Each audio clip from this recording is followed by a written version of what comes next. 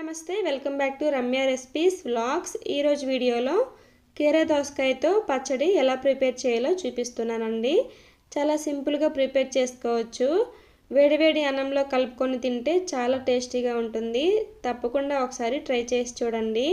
కీర దోసకాయలు మనం నార్మల్గా ఇంటికి తెచ్చుకొని పచ్చివి తింటూ ఉంటాం, లేదంటే జ్యూస్ చేసుకొని తాగుతూ ఉంటాం।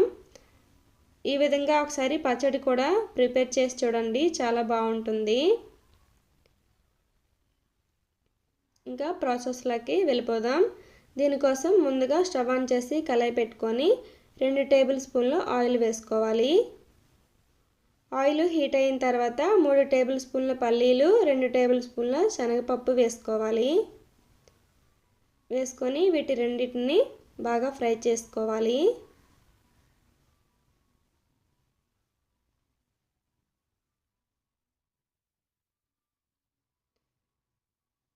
దీనికోసం ముందుగా ఒక కీర, ఒక టమాటో, 8 పచ్చిమిర్చి, కొంచెం చింతపండు ఇవన్నీ కట్ చేసుకొని పెట్టుకోవాలి। చూడండి, శనగపప్పు, పల్లీలు వేగిపోయినాయి। ఇప్పుడు వీటిని ఒక బౌల్లోకి తీసుకోవాలి।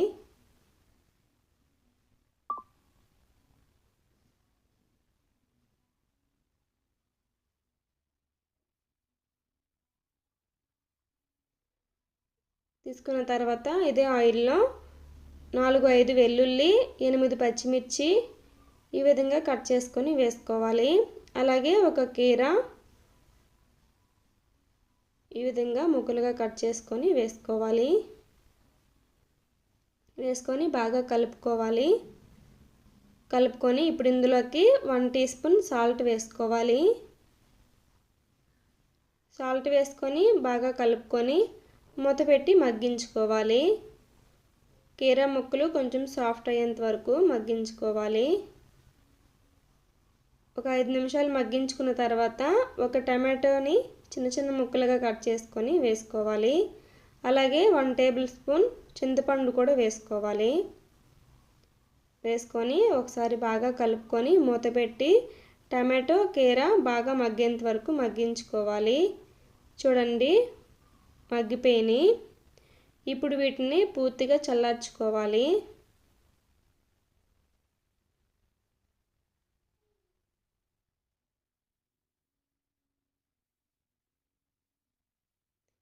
ఇవి పూర్తిగా చల్లారిన తర్వాత ఒక మిక్సీ జార్ తీసుకొని మిక్సీ జార్లో వేసుకోవాలి।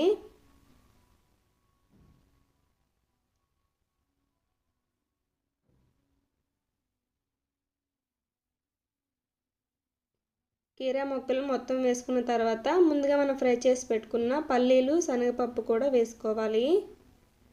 అలాగే 1/2 టీ స్పూన్ జీలకర్ర వేసుకోవాలి।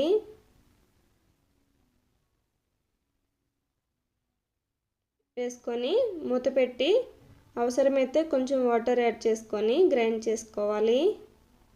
చూడండి, ఈ విధంగా గ్రైండ్ చేసుకోవాలి।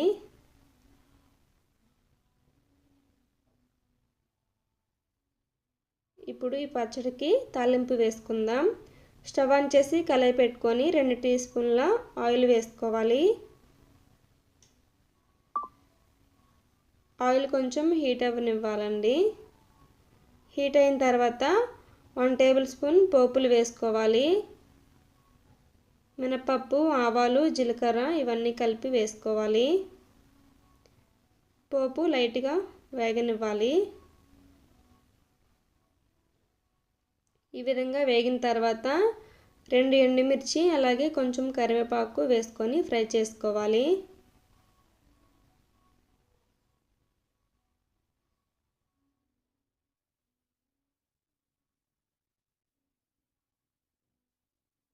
చూడండి, పోపు వేగిపోయింది। ఈ పోపుని పచ్చడిలో వేసుకొని బాగా కలుపుకోవాలి।